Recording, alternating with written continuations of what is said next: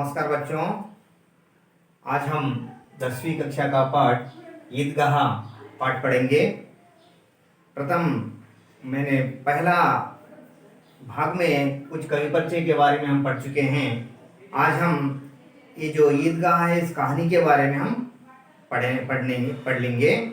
अब देखिए ध्यान से आप लोग पुस्तक निकालकर ध्यानपूर्वक सुनिए। सुनने के बाद में जो हम अर्थ बताते हैं उसको आप समझने की कोशिश कीजिए। निकालो बच्चों, आप सब पुस्तकें निकालो। देखिए बच्चों, हम इससे पहले की कक्षा में ईदगाह के बारे में एक बार पढ़ चुके हैं और उसी प्रकार कवि परिचय के बारे में हम पढ़ चुके हैं। एक कहानी है मानवता के रूप में, यानी समाज में जो गरीबों के घर में घटने वाले विषयों के बारे में यहाँ पर चर्चा किया गया है। देखिए अब पुस्तक में जो लिखा है यानी कहानी के बारे में बताया गया है उसके बारे में हम एक बार देखेंगे। यहाँ पर विषय प्रवेश के बारे में आया है, यानी विषय प्रवेश बोल तो ये किसके बारे में है, कुछ किस विषय के बारे में है उसके बारे में एक बार हम देख लेंगे। यहाँ पर दिया देखो, प्राचीन काल से ही नैतिक मूल्य भारतीय जीवन के प्रतिबिंब रहे हैं। इसका रूप हर भारतीयों में समा हुआ है। हम अपने बुजुर्गों वयोवृद्धों का बड़ा ध्यान रखते हैं, जैसे इस कहानी में दर्शाया गया है। मतलब यहाँ देखिए जो भी कहानी पढ़ रहे हैं, कहानी हम पढ़ रहे हैं उसके बारे में देखा गया तो यहाँ पर नैतिक मूल्यों के बारे में, यानी नैतिक यानी वैल्यूज, यानी मोरल वैल्यूज, उसके बारे में यहाँ पर दिया गया है। बड़े बुजुर्गों को हम कैसा देखना चाहिए, हम कैसा रहना चाहिए, इसके बारे में है।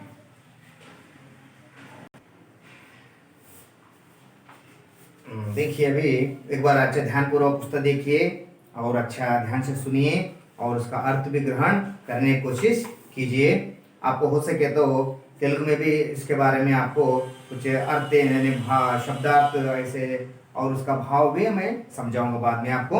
अब देखिए, रमजान के पूरे 30 रोजे के बाद आज ईद आई है। कितना मनोहर, कितना सुहावना प्रभात। वृक्षों पर कुछ अजीब हरियाली है, खेतों में कुछ अजीब रौनक है, आसमान पर कुछ अजीब ललिमा है। आज का सूर्य देखो कितना प्यारा, कितना शीतल है, मानो संसार को ईद की बधाई दे रहा है। ईदगाह जाने की तैयारियां हो रही है।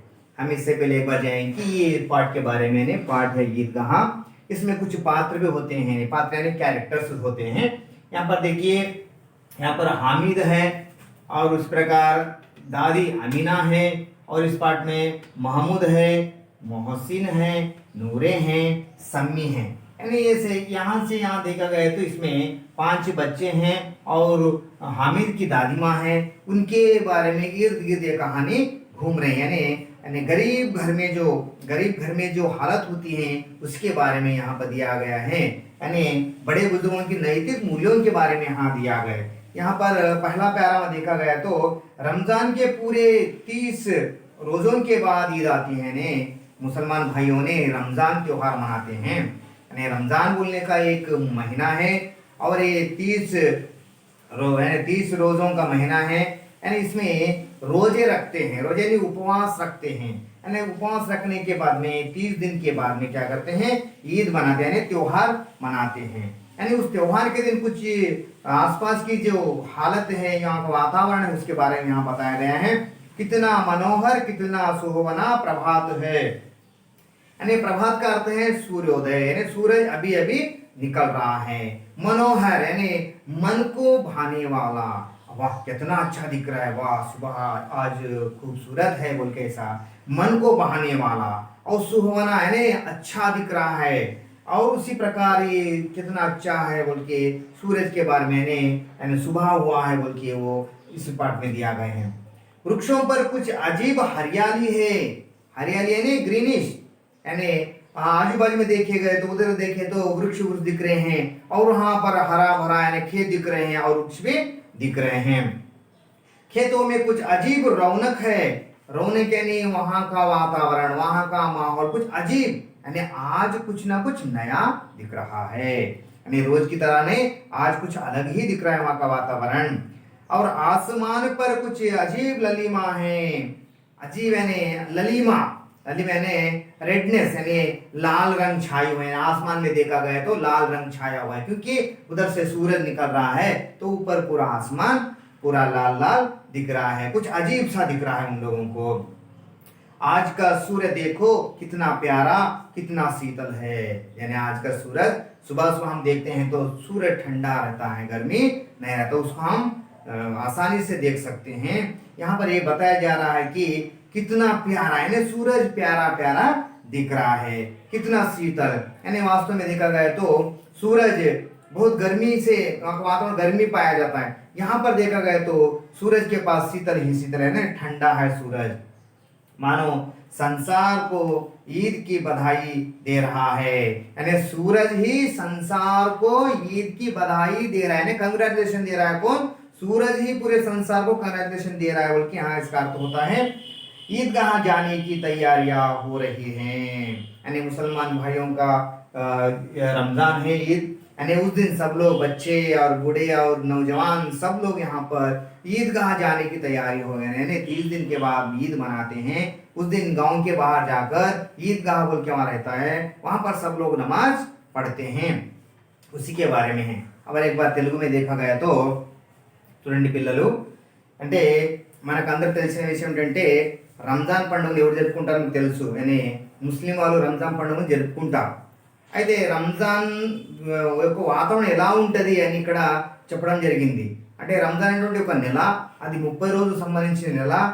ఆ రోజులలో అందరూ కూడా ఉపవాసము చేస్తూ ఉంటారు. ఉపవాసం అంటే దేవుని ధ్యానంలో నిమగ్నమై వాళ్ళు ఉపవాసం చేస్తున్నారు, ఒక నమ్మకం పెట్టుకుని అందరూ బాగుండాలనే ఉద్దేశంతో, సమాజం బాగుండే ఉద్దేశంతో వాళ్ళు ఏం చేస్తారంటే ఉపవాసం చేస్తుంటారంట.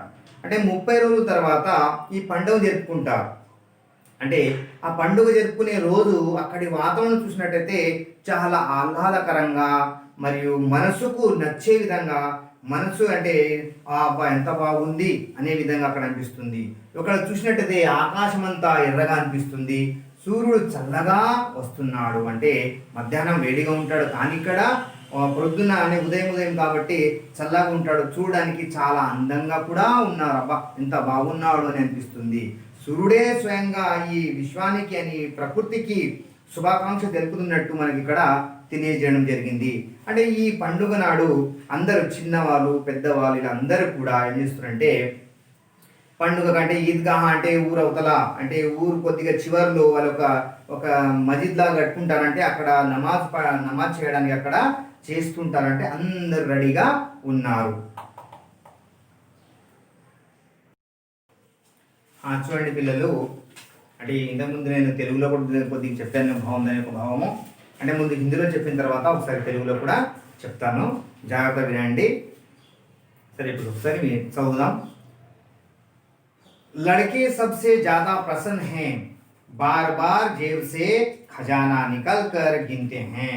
महमूद गिनता है 1 2 10 12, उसके पास 12 पैसे हैं.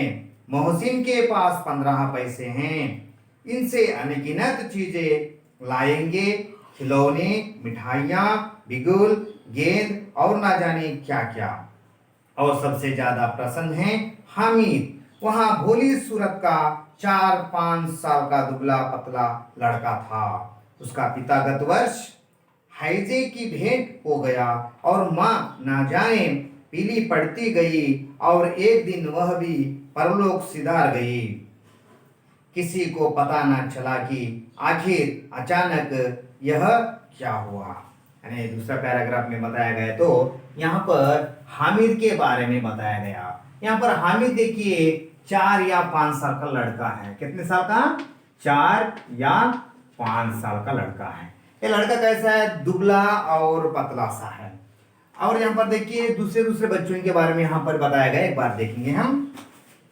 लड़के सबसे प्रसन्न रहते हैं. सबसे ज्यादा प्रसन्न कौन रहते हैं? लड़के रहते हैं, क्योंकि त्योहार के दिन बड़े और बूढ़ों से ज्यादा छोटे छोटे बच्चे प्रसन्न होते हैं, क्योंकि वहाँ का वातावरण अच्छा रहता है, माता पिता उनको कई कई सारे वस्तुएं देते हैं और पैसे देते हैं। मैंने यहाँ पर पैसों के बारे में यहाँ पर बताया गया। बार बार जेब से खजाना निकाल कर गिनते हैं। खजाना यानी मनी यानी अमाउंट, पैसे यानी जेब से ऐसे क्या करते हैं, पैसे निकलते हैं। 1 2 3 4 5, मेरे पास इतने हैं, मेरे पास इतने। बल्कि बच्चे, छोटे बच्चे कैसे रहते हैं आपको पता ही है ना, वो बहुत मजे से खेलते हुए वो जेब से पैसे निकाल रहे हैं, गिन रहे हैं। जैसा महमूद गिनता है 1 2 10 12। कौन गिनता है यहाँ पर? महमूद। यहाँ पर महमूद दिया गया है, देखो 1 2 10 12, यानी 1 2 यानी 1 2 ऐसे एक एक निकाल रहा है, 1 2 यानी 12 पैसे तक गिना है। यानी महमूद के पास कितने पैसे हैं? 12 पैसे हैं। यहाँ पर देखिए, उसके पास 12 पैसे हैं। किसके पास 12 पैसे हैं? महमूद के पास 12 पैसे हैं। उसी प्रकार मोहसिन के पास 15 पैसे हैं। किसके पास? मोहसिन के पास कितने पैसे हैं? 15 पैसे हैं। यानी आजकल तो 1 रुपया 2 रुपया बोल रहे हैं, पहले तो पैसे के हिसाब में रहता था। यहाँ पर महमूद के पास 12 पैसे हैं, मोहसिन के पास 15 पैसे हैं। और आगे देखेंगे, इससे अनगिनत चीजें लाएंगे, खिलौने, मिठाइयाँ, बिगुल, गेंद और ना जाने क्या क्या। यानी ये सब लोग सोचते हैं अरे हमारे पास इतने पैसे हैं, इनसे कई सारे खेलने के लिए वस्तुएं लाएंगे। और गुड़िया, और यहाँ पर दिया गया देखो क्या बोलते हैं उसको, गेंद यानी बॉल, बिगुल यानी एक बाजा बजाते वैसा, डमरू जैसा। एक नहीं कई सारे हम चीज लेंगे बोल के ये सब लोग बातचीत करते हुए रास्ते से जा रहे हैं। यहाँ पर देखिए, और सबसे ज्यादा प्रसन्न है हामिद। इतने लोगों में सबसे ज्यादा प्रसन्न कौन है? हामिद है। यानी वो बहुत प्रसन्न है। ये सब नॉर्मल है तो ये बहुत बहुत प्रसन्न है। आज ईद है बल्कि बहुत खुशी से है यह। तो वह भोली सूरत का 4-5 साल का दुबला पतला लड़का था। कितने साल का? 4 या 5 साल का दुबला पतला, यानी मामूल सा लड़का था, मोटा नहीं, थोड़ा दुबला पतला था। वह भोली सूरत का 4-5 साल का दुबला पतला लड़का था। उसका पिता गत वर्ष हैजे की भेंट हो गया। यानी हैजा यानी एक प्रकार का बीमारी है, यानी उनके पिताजी को बीमारी हो गई, हैजे की बीमारी हो गई, वो तो उनकी मृत्यु हो गई। और उसी के तरह माँ न जाने क्यों पीली पड़ती गई, और वो एक दिन भी परलोक से डर गई। यहाँ पर देखिए, माँ भी पीली पड़ती गई, यानी जॉन्डिस जैसा एक, यानी उसका शरीर पूरा पीला पड़ता गया, रोज रोज सूख गई। और उसके बाद में वो भी भगवान के पास चले गए, सिधर गए, यानी उनकी भी मृत्यु हो गई है। किसी को पता ही न चला कि आखिर अचानक यह क्या हुआ। वहां के जो अड़ोस पड़ोस रहते हैं वो लोगों को भी पता नहीं चला कि अचानक पिता भी मर गए और माता मर गए। ऐसा अचानक कैसा हुआ किसी को भी पता नहीं है। यहाँ पर ये तो होगा हिंदी में, और एक बार తెలుగు में देखेंगे। అంటే ఈ ప్యారాలో ఏముందంటే చిన్నపిల్లల గురించి బాగా వివరించడం జరిగింది। అంటే ఈ పండుగ నాడు చిన్నపిల్లలు చాలా సంతోషంగా ఆనందంగా గడుపుతారు। ఎందుకంటే ఆ రోజు వాళ్ళ యొక్క తల్లిదండ్రులు వాళ్ళని కొన్ని డబ్బులు అనే పైసలు ఇస్తుంటారు కాబట్టి ఆ పైసలను జేబులో వేసుకొని చిల్లర తీసి బాగా ఇట్లా 1 2 3 4 5 12 ఇట్లా 12 అని బాగా కౌంట్ చేస్తుంటారు। అండ్ కౌంట్ చేసేటప్పుడు ఇక్కడ ఏమైందంటే ఇక్కడ హామీద్ గురించి చెప్తే హామీద్ 4 లేదా 5 సంవత్సరాలు ఒక బాలు ఉన్నాడు, సన్నగా ఉన్నాడు, మరి మామూలుగా ఉంటాడు। అదే విధంగా మహమూద్ దగ్గర 12 పైసలు ఉన్నాయి। ఎన్ని పైసలు ఉన్నాయి? 12 పైసలు। అదే విధంగా మోహసిన్ దగ్గర 15 పైసలు ఉన్నాయి। అంటే వీళ్ళిద్దరూ మాట్లాడుకుంటున్నారు, అరే ఈ పైసలతో మనము చాలా చాలా వస్తువులు తీసుకోవచ్చు, డమ్రు తీసుకోవచ్చు, బాయ తీసుకోవచ్చు, ఈలా తీసుకోవచ్చు, ఒకటి కాదు రకరకాల మిఠాయిలు కూడా తీసుకోవచ్చు అని వాళ్ళ ఆనంద పడుతున్నారు। అంటే ఇదంతా కొనుక్కోవడం జరిగింది। అయితే ఇక్కడ అందరికంటే ఆనందంగా ఉన్నవాడు ఎవరంటే ఎవరున్నారో హామీద్ ఉన్నాడు। అంటే హామీద్ చాలా ఆనందంగా ఇక్కడ పండుగ జరుపుకుంటున్నాడు। ఇతని గురించి తెలుసుకోవాలనుకుంటే ఇతని యొక్క తల్లిదండ్రులు ఇతని యొక్క చిన్నతనంలో మరణించడం జరిగింది అని అనుకోకుండా ఇతని యొక్క తండ్రి హైజా అనే కలరా వ్యాధితో చనిపోయాడు। తల్లినేమో జాండీస్ వల్ల, అంటే ఆమె శరీరం అంతా పసుపచ్చగా మారిపోయి ఆమె చనిపోయింది, అంటే జాండీస్ రావడం అలాంటి వ్యాధి రావడం వల్ల చనిపోయింది। అంటే వీళ్ళు ఎలా చనిపోయారు అని కూడా ఎవరో తెలియదు। అంత త్వరితంగా అంటే అంటే అసలు అరే ఇలా అయిందా అనుకునే కంటే ముందే అంటే చాలా త్వరగా వీళ్ళు చనిపోవడం జరిగింది. అందరూ అక్కడ ఉన్న వాళ్ళు కూడా ఇతన్ని చూసి బాధపడుతుంటారు, ఈ బాబుని చూసి బాధపడుతుంటారు అనమాట. अब हामिद अपनी दादी अमीना की गोदी में सोता है. दादी अम्मा हामिद से कहती है कि उसके अब्बाजान रुपये कमाने गए हैं. अम्मी जान अल्लाह मियाँ के घर से उसके लिए बहुत सी अच्छी चीज़ें लाने गई हैं. आशा तो बड़ी चीज़ है. हामिद के पास पाँव में जूते नहीं हैं, सिर पर एक पुरानी टोपी है जिसका गोटा काला पड़ गया है, फिर भी वह प्रसन्न है. यहाँ पर देखिए जो भी इसमें मुख्य रूप से शब्दार्थ आए हैं, शब्दार्थ पढ़ाने के बाद में आपको मैं बताऊंगा कि आप लोग लिख सके, आप कापियों में लिख ले सकते हैं. यहाँ पर इसका भाव देखेंगे एक बार हिंदी में और तेलुगु में एक बार देख लेंगे. अब देखिए हिंदी में इसमें भाव देखिए. अब हामिद अपनी दादी अमीना की गोदी में सोता है. यानी यहाँ पर देखिए दादी कौन है, यहाँ पर अमीना है. गोदी यानी उनके आंचल में जाकर रोज सोता है, क्योंकि उनकी माता की मृत्यु हो गई है और पिता की मृत्यु हो गई है, दोनों भी नहीं है, इसलिए वो किन से लाड प्यार करता है, अमीना से ही करता है. वो कौन है, उनकी दादी है, यानी उनके पास जाकर सोते रहता है, हर दिन जाता है, सो जाता है, गोदी में सो जाता है. दादी अम्मा हमीद से कहती है कि उसके अब्बाजान रुपये कमाने गए हैं. यानी हामिद उनसे बात करते रहता है कि अम्मी जान हमारे पिताजी कहाँ गए, इस तरह पूछते रहता है. उस समय में उसने क्या जवाब दिया है, अमीना ने इस तरह जवाब देती है कि नहीं बेटा, तुम्हारे अब्बा जान बहुत पैसे कमाने के लिए दूर चले गए हैं, पैसे कमाकर वो तुम्हारे को नए नए चीज़ें वस्तुएं या कपड़े वगैरह वगैरह लाते हैं बोल के बता रहे हैं. और अम्मी जान अल्लाह मियाँ के घर से उसके लिए बहुत सी अच्छी चीजें लाने गई हैं. और पिता के बारे में तो ऐसा हो गया, और वो पूछेगा कि हाँ वो हमारी अम्मी कहाँ है, इस तरह पूछता है. वैसा पूछने से वो दादी कहती है कि नहीं बेटा, अम्मी जान भी अल्लाह मियाँ के घर गई हैं, ने भगवान के पास गई हैं, तुम्हारे लिए अच्छे अच्छे चीज़ें खेलने के लिए और पहनने के लिए कुछ भी होते हैं ना, ऐसे चीज़ें तुम्हारे लिए वो लाने के लिए भगवान के पास गई हैं. तुम सब्र करो और तुम्हारी माता भी आएंगी और तुम्हारे पिताजी भी आते हैं बोल के समझा रही हैं. आशा तो बड़ी चीज़ है, यानी आदमी का आशा, यानी नहीं है तो भी आदमी आशा में रहता है कि है बोलने से क्या है, आशा में रहता है. यहाँ पर भी आशाएं हैं, किसके हैं, हामिद की आशाएं हैं कि हमारी माता आती है और पिताजी आते हैं बोल के वो आशा में वहाँ पर है. हामिद के पाँव में जूते नहीं हैं, सिर पर एक पुरानी टोपी है जिसका गोटा काला पड़ गया. जो भी हामिद है उसके पास पहनने के लिए अच्छे कपड़े भी नहीं हैं और चलते समय में पैर में डाल लेने के लिए जूते तक नहीं है, नंगा पैर वो चलता है, यानी वो बहुत गरीब है बेचारा. और देखिए उसका एक टोपी है, वो टोपी भी कैसा हो गया, काला गिर गया. उसका गोटा जो भी बॉर्डर होता है, गोट होता है, वो भी कैसा हो गया, काला काला हो गया है. फिर भी वह प्रसन्न है. फिर भी कपड़े नहीं हैं, मेरे कपड़े गंदे हैं, ऐसा है, जूते नहीं बोल के नहीं सोच रहा, वो ईद है इसलिए वो प्रसन्न ही प्रसन्न है. उसमें उसके चेहरे पर दुख की भावना नहीं है, प्रसन्नता की भावना छाई हुई है. అని ఒకసారి తెలుగులో మనం చూసినట్టయితే ఇక్కడ అంటే హామీద్ యొక్క దాదాజీ అంటే ఆ నాయన యొక్క అమ్మ గురించి ఇక్కడ వివరించడం జరిగింది. అంటే తల్లిదండ్రులు మరణించిన తర్వాత ఇతను ఎక్కడున్నాడు, అమీనా దగ్గరనే ఉన్నాడు. అంటే అమీనా దగ్గర వెళ్తాడు, అక్కడనే ఆమె ఒడిలో పడుకుంటాడు, సాయంత్రము మాటి కొన్ని ప్రశ్నలు వేస్తుంటాడు. అమ్మ మరి నాయనమ్మ మళ్ళీ యొక్క డాడీ ఏడుండు, మరి అమ్మ ఎక్కడుంది, ఈ విధంగా అడుగుతుంటారు అన్నమాట. అంటే దానికి సమాధానం అమీనా ఏం చెప్తాడంటే, లేదు బేటా, మీ డాడీ డబ్బులు సంపాదించడానికి వేరే ఊరికి పోయాడు, చాలా డబ్బులు సంపాదిస్తాడు, నీకు కావాలనేటువంటి వస్తువులు తీసుకొస్తాడు, బట్టలు తీసుకొస్తాడు అని చెప్తుంది అనమాట.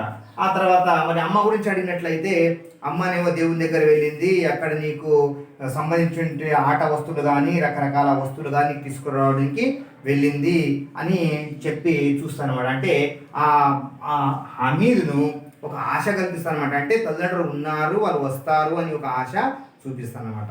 అదేవిధంగా ఇక్కడ హామీద్ ఎలా ఉన్నాడంటే సన్నగా ఉన్నాడు, అతని యొక్క బట్టలు ఏమన్నాయంటే మామూలుగా మాసిపోయినట్టు ఉన్నాయి, అతను ఒక టోపీ ఉంది, టోపీ యొక్క బార్డర్ కూడా నల్లగా అయిపోయింది, మరి అతనికి కాల్లో తొడుకోవడానికి చెప్పులు కూడా లేవు. అలాంటి పరిస్థితి అంటే చాలా చాలా బీద పరిస్థితి. అయినా కూడా ఇక్కడ హమీద్ చాలా ఆనందంగా ఉన్నాడు, ఎందుకంటే ఈరోజు పండుగ ఉంది, వేరే విషయాలు పక్కన పెట్టాడు, ఆనందంగానే ఇక్కడ మనల్ని కనిపిస్తున్నాడు. देखिए, अभागिनी अमीना अपनी कोठरी में बैठी रो रही है। आज ईद का दिन है और उसके घर में दाना तक नहीं है, लेकिन हामिद उसके अंदर प्रकाश है, बाहर आशा की किरण है। हामिद भीतर भीतर जाकर दादी से कहता है, तुम डरना नहीं अम्मा, मैं सबसे पहले आऊँगा, बिल्कुल ना डरना। यहाँ पर देखिए, यानी अमीना जो भी दादी माँ है, दादी माँ के दिल में थोड़ा अंदर अंदर ही दुख है, क्योंकि आज ईद है, यानी त्योहार है, बनाने के लिए यानी चीज़ बनाने के लिए यानी यहाँ पर खाना वगैरह बनाने के लिए कुछ दाना तक नहीं, उसी के बारे यहाँ पर दिया गया। देखिए, अभागिनी अमीना अपनी कोठरी में बैठी रो रही हैं। कोठरी यानी छोटा सा एक घर, यानी यहाँ पर अमीना अभागिनी है। अमीना कैसी है? अभागिनी है। अभागिनी का अर्थ ये होता है कि उसका नसीब ठीक नहीं है, उसका भाग्य सही नहीं है, समझो, वो दुखी है, कोठरी में बैठकर रो रही है। आज ईद का दिन है और उसके घर में दाना तक नहीं है। आज का है रमजान का दिन है, यानी यहाँ आज का दिन ईद मनाने की बहुत उत्सुक है सब में। यहाँ पर देखा गया तो उनके घर में दाना तक नहीं है, कुछ पकाने के लिए दाना तक नहीं है, लेकिन हामिद उसके अंदर प्रकाश है। यानी दादी माँ तो दुखी है, यहाँ पर हामिद तो बहुत खुश है, क्योंकि ईद है, ईद के दिन वो बहुत बहुत खुश है। यानी ये अंदर की बातें सब उसे पता नहीं चलता ना, इसलिए वो उसके अंदर प्रकाश है और बहुत बहुत वो खुशी है। बाहर आशा की किरण है, यानी वो जाना चाहता है, अरे ऐसा है, ऐसा यानी समाज ऐसा है, मैं घूमूंगा फिरूंगा बोल के सोच रहा है।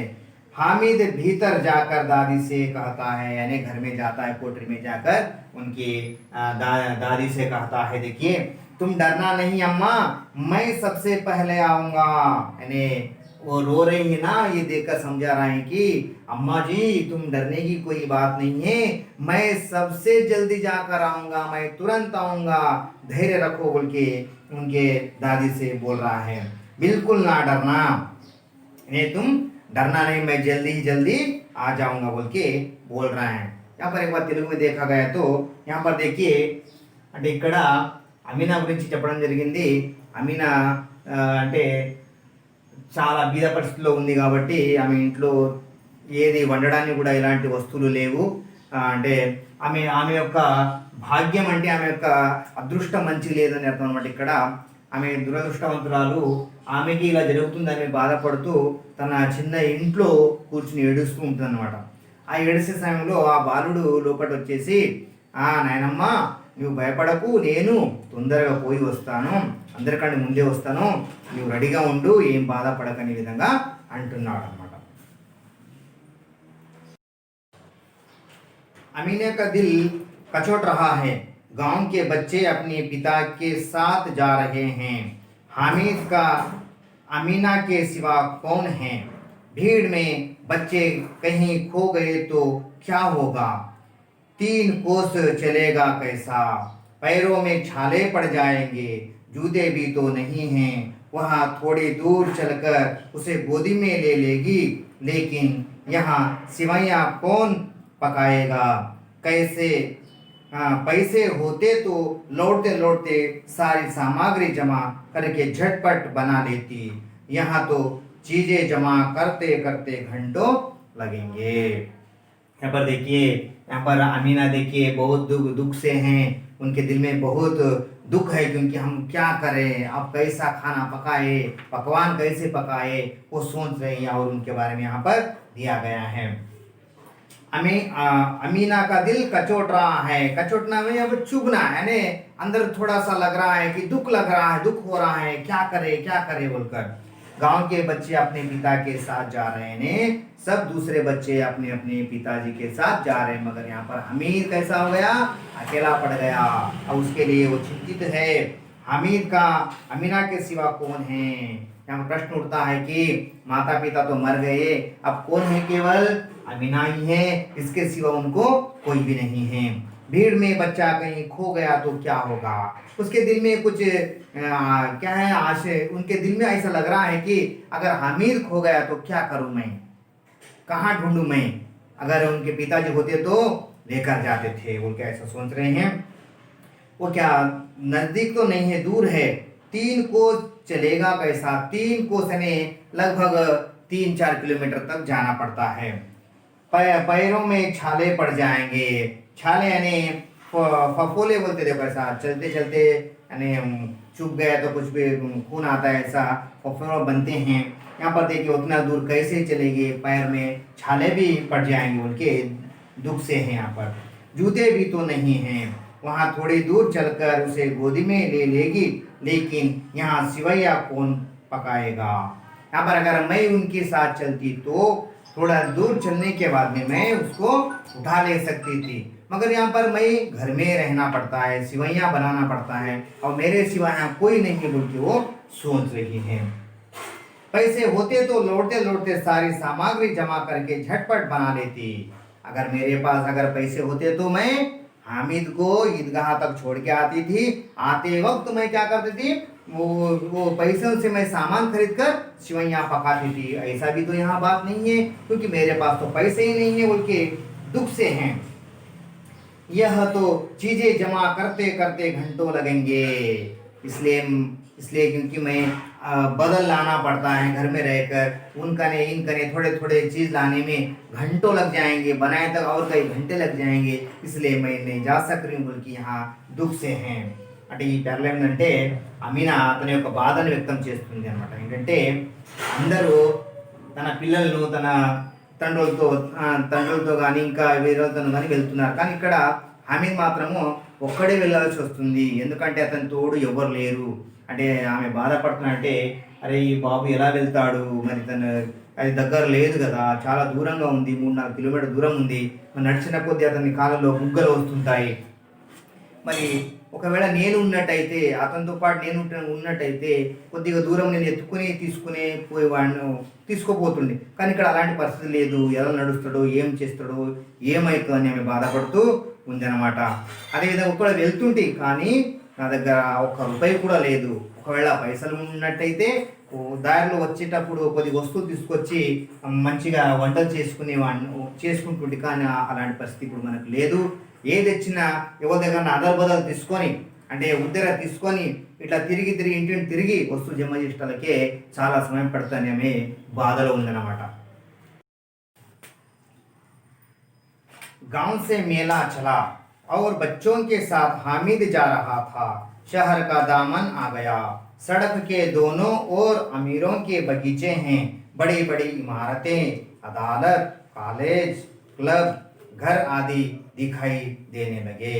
ईदगाह जाने वालों की टोलियां नजर आने लगी, एक से एक भड़कीले वस्त्र पहने हुए हैं। सहसा ईदगाह नजर आई और उसी के पास ईद का मेला। नमाज पूरी होते ही सब बच्चे मिठाई और खिलौनों की दुकानों पर धावा बोल देते हैं, और हामिद दूर खड़ा है, उसके पास केवल 3 पैसे हैं। मोहसिन बिस्ती खरीदता है, महमूद सिपाही, नूरे वकील और समी धोबिन। हामिद खिलौनों को ललचाई आंखों से देखता है, वह अपने आप को समझता है मिट्टी के तो है, गिरे तो चकनाचूर हो जाएं। फिर मिठाइयों की दुकानें आती हैं, किसी ने रेवड़ियाँ ली, किसी ने गुलाब जामुन, किसी ने सोहन हलवा।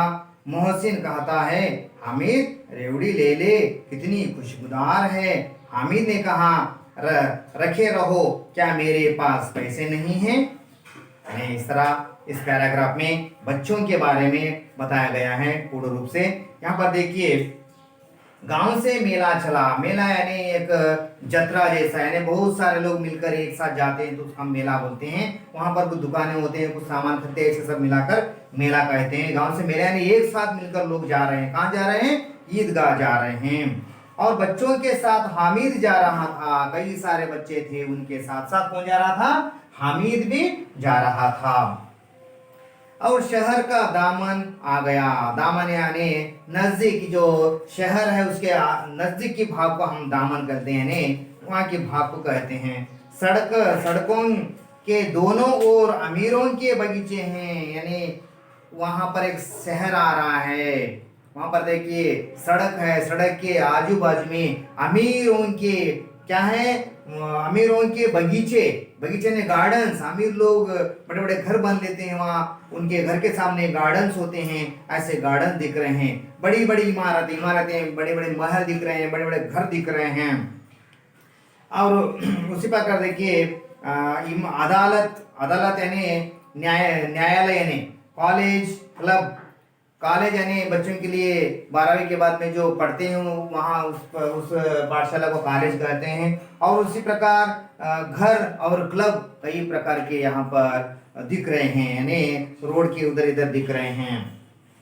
ईदगाह जाने वालों की टोलियां नजर आने लगी हैं। टोलियां यानी एक एक जगह पर 10, 15, 20 लोग मिलकर एक साथ जाते हैं, उसको तो हम टोलियां बोलते हैं। उधर से कुछ टोलियां आ रहे हैं, इधर से कुछ टोलियां आ रहे हैं, अंत में आकर एक जगह मिल रहे हैं, एक बड़ी समूह दिख रही है। ऐसा वहां का प्रांत ऐसा नजर आ रहा है। एक से एक भड़कीले वस्त्र पहने हुए हैं। वस्त्र यानी उनके ड्रेसेस, यानी उनके शर्ट, कुर्ता, पैजामा जो भी होता है वो अच्छे अच्छे रंग बिरंगे डालकर भड़कीले, यानी वाह कितना अच्छे दिख रहे हैं, ऐसा वो वस्त्र पहने हुए हैं। सहसा ईदगाह नजर आई और उसी के पास ईद का मेला। सहसा यानी थोड़ी दूर जाने के बाद में वहाँ ईदगाह नजर आई और उसी के पास में ईदगाह पढ़ने की जगह और वहाँ मेला भी दिखाई दिया है। नमाज पूरी होने की जब बच्चे मिटाई ने नमाज पढ़े हैं, नमाज भी पूरा हो गया और बच्चे लोग भागते दौड़ने लगे हैं। कहाँ पर? मिठाई की दुकान और खिलौने की दुकान की तरफ धावा बोल रहे हैं। धावा ने एक बार आक्रमण कर रहे हैं, बहुत सारे बच्चे एकदम दौड़ रहे हैं, उसको हम धावा बोलते हैं, आक्रमण करना बोलते हैं। हामी दूर खड़ा है। यहाँ पर देखिए हामी दूर खड़ा है क्योंकि इसके पास पैसे तीन ही हैं, कम पैसे हैं, वो कुछ भी नहीं ले सकता है, इसलिए वो दूर खड़ा हुआ है। हमें के पास कितने हैं? 3 पैसे हैं। कितने? 3 पैसे हैं। यहाँ पर देखिए इसलिए वो दूर खड़ा है, उसके पास केवल 3 पैसे हैं। मोहसिन बिस्ती खरीदता है, यानी यहाँ पर मोहसिन बिस्ती खरीदता है। बिस्ती यानी पानी ढोने वाला जो व्यक्ति होता है उसको हम बिस्ती कहते हैं। वो उसका एक गुड़िया लेता है। वो कौन लेता है? मोहसिन लेता है। उसी प्रकार महमूद सिपाही। महमूद क्या लेता है? सिपाही यानी जवान लेता है, सिपाही लेता है। नूरे वकील। वकील तो जानते हैं लॉयर, यानी नूरे क्या खरीदता है? वकील की गुड़िया खरीदता है। सम्मी धोबिन। सम्मी क्या खरीदता है? धोबिन खरीदता है। उनके नाम भी मैं लिख चुका हूँ। सम्मी क्या खरीदता है? धोबी, यानी कपड़े धोने वाले को धोबी कहते हैं। ऐसी गुड़िया वो भी लेता है। हामिद खिलौनों को ललचाई आंखों से देखता है। ललचा यानी आशा की ओर, अरे मेरे पास भी पैसे होते तो मैं भी लेता था बोल के, ऐसा दुख भरी आंखों से लेने की आशा में वह देखते रहता है।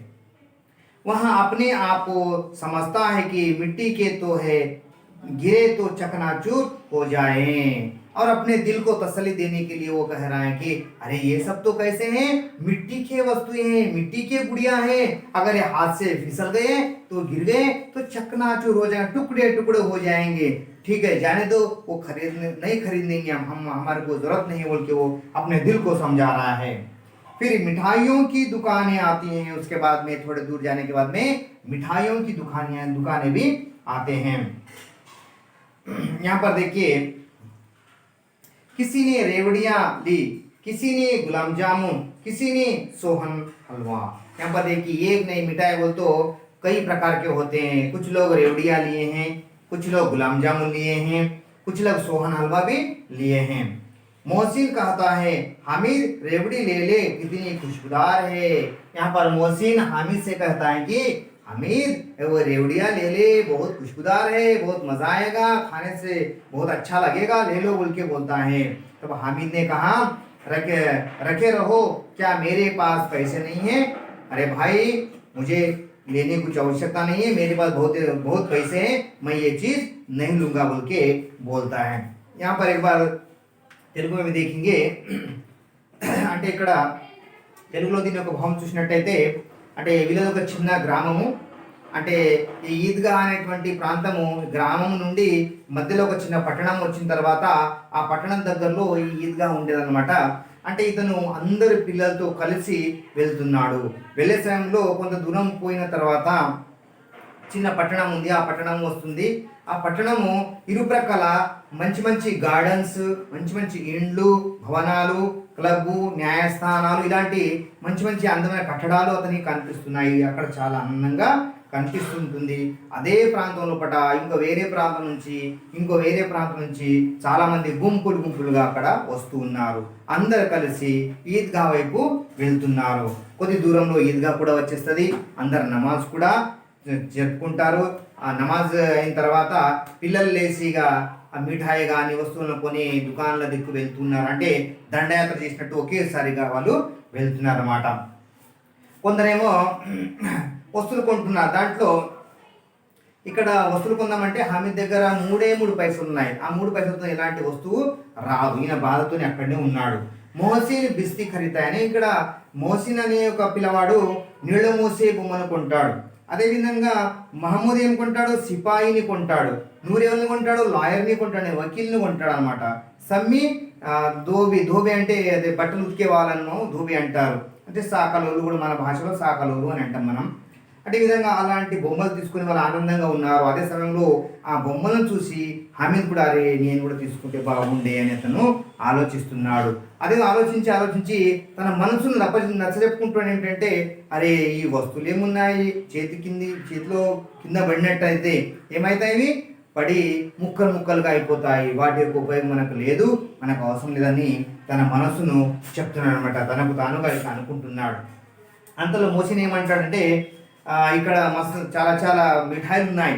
ఎలాంటి సోహన్ హల్వా కానీ, గులాబ్ జామున్ కానీ, రేవడీలు అంటే జాడీలు అనమాట. గులాబ్ జామున్ అంటే మీకు తెలిసే. ఇలాంటి మిఠాయిలు ఉన్నాయి అంటే మోహసిన్ హమీద్ అంటున్నాడు అరే రేవడియా అంటే ఇక్కడ జాడీలు మంచిగా ఉన్నాయి, కొనని అంటే అప్పుడు హమీద్ అంటాడు నాకు అవసరం లేదు, నా దగ్గర డబ్బులు లేదు అనుకుంటున్నావేమో, నా దగ్గర డబ్బులు మస్తున్నాయి, నాకు కొనే అవసరం లేదు, మీరే కొనండి, మీరే తినండి, నాకు అవసరం లేదని ఇలా అన్నాడు అనమాట. అంటే ఇప్పుడు ఇంతకుముందు ఈరోజు పాఠంలో అంటే ఈరోజు ఒక భాగం చెప్పుకుందాము, తర్వాత భాగం నేర్చుకుందాం. అయితే ఈరోజు చెప్పినటువంటి పారాగ్రాఫ్ సంబంధించి భావం కూడా చెప్పడం జరిగింది హిందీలో, అదేవిధంగా మరి తెలుగులో కూడా. ఇక్కడ వచ్చేసి మనము శబ్దార్థం అంటే దీని యొక్క మీనింగ్స్ కూడా తెలుసుకుంటే చాలా బాగుంటుంది. మీరు కాపీలు తీసుకొని మీరు రాయడం స్టార్ట్ చేయండి. ఇప్పుడు మనం నేర్చుకుందాం. यहाँ पर देखिए शब्दार्थ है ईद का अर्थ है हिंदी में मुसलमानों का एक त्योहार, यानी अंग्रेजी में देखा गया तो फेस्टिवल ऑफ मुस्लिम्स, तेलुगु में देखा गया तो मोहम्मदीयुला का पंडुग. सुहावना सुंदर, भला लगने वाला, प्लेजेंट ఆహ్లాదకరమైన, ఇక్కడ మనోహర్ మనకు హర్నే వాలా, చార్మింగ్ మనోరమైన, అజీబ్ అద్భుత్ వండरफुल అద్భుతమైన, हरियाली हरे भरे पेड़ पौधों का समूह ग्रीनरी పచ్చదనం, రౌనక్ శోభా కాంతి అనే బ్యూటీ సొగసు కాంతి, ఆస్మాన్ ఆకాశము ఆకాశ్ ద స్కై ఆకాశం, లాలిమా అరుణిమ రెడ్నెస్ ఎర్రదనం, శీతల్ ठंड కూల్ చల్లని, సంసార్ దునియా ద వరల్డ్ ప్రపంచం, బధాయి ముబారక్ బాద్ గ్రీటింగ్స్ శుభాకాంక్షలు, ప్రసన్న సంతోష్ హ్యాపీనెస్ సంతోషం, గినతి హిసాబు లగానా టు కౌంట్ లెక్కించుట, అన్గినత్ जिसकी गिनती ना हो अनकाउंटेबल లెక్కలేనన్ని, बीमारी रोग डिसीज जब्बू, बिगुल तुरही का ढंग का बाजा ए बिगुल ईला, ఇక్కడ చూసినట్టయితే గోది అనే ఆంచల్ ల్యాబ్ ఒడి, అభాగిన్ బద్ నసీబ్ అన్ఫార్చునేట్ దురదృష్టవంతురాలు, కోటరీ छोटा कमरा ए स्मॉल रूम చిన్న గది, डर भय फियर భయము, కచోట్ చుబ్నా టు టీజ్ గుచ్చుకొనుట, ఛాలే ఫఫోలే బ్లిస్టర్స్ బొబ్బులు, మేళా ఉత్సవం ఫెస్టివల్ ఉత్సవం, दामन पहाड़ के नीचे का जमीन माउंटेन కొండ కింది భాగము, అదాలత్ న్యాయాలయ కోర్ట్ న్యాయస్థానం, ధావా ఆక్రమణ్, రైన్ దాడి ముట్టడి. ఇక్కడ రైడ్ ఇంగ్లీష్ వచ్చినట్టయితే ఖుష్బు సుగంధ్, ఫార్గ్నెస్ సుగంధం పరిమళం. అంటే ఈ విధంగా ఇక్కడ హిందీ టు హిందీ మరియు హిందీలో ఉన్నటువంటి ఇంగ్లీష్ తర్వాత మరి తెలుగు 3 భాషలో మనం చెప్పడం జరిగింది. వీటిని మీరు మీ యొక్క కాపీలలో మంచి రాసుకొని ఉండండి, మంచి ప్రాక్టీస్ చేయండి. తర్వాత భాగము వచ్చే క్లాస్లో మనము నేర్చుకుందాం. सरे देखिए बच्चों, आज हम ईदगाह पाठ के बारे में चर्चा हो चुकी हैं. इस पाठ को हम 3 भागों में विभाजित करेंगे. पहले कवि परिचय के बारे में और उसका प्रसंग आया है, वो प्रथम भाग हो गया. आज को जो पढ़ाया गया है ये दूसरी भाग है और अगली कक्षा में एक भाग पे पूर्ण करेंगे. हो सके तो ग्रामर पार्ट यानी व्याकरण और एक भाग करेंगे.